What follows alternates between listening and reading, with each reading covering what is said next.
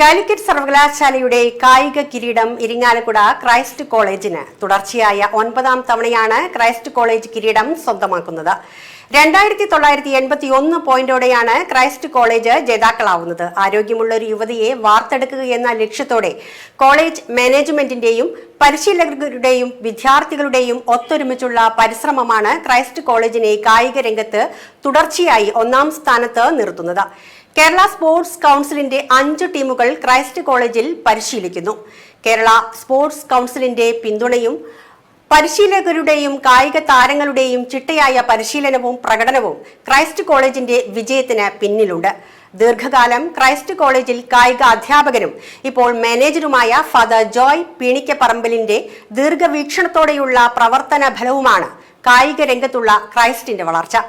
സർവകലാശാല തലങ്ങളിലുള്ള മത്സരങ്ങളിൽ മികച്ച പ്രകടനത്തോടൊപ്പം ദേശീയ അന്തർദേശീയ തലങ്ങളിലുള്ള വിജയങ്ങളും ക്രൈസ്റ്റിന്റെ വിജയത്തിൽ നിർണായകമായി. കാലിക്കറ്റ് സർവകലാശാല ആസ്ഥാനത്ത് നടന്ന ചടങ്ങിൽ കായിക വകുപ്പ് മന്ത്രി വി അബ്ദുറഹ്മാനിൽ നിന്നും മാനേജർ ഫാദർ ജോയ് പീണിക്കപ്പറമ്പിലും അധ്യാപകരും വിദ്യാർത്ഥികളും ചേർന്ന് കിരീടം ഏറ്റുവാങ്ങി.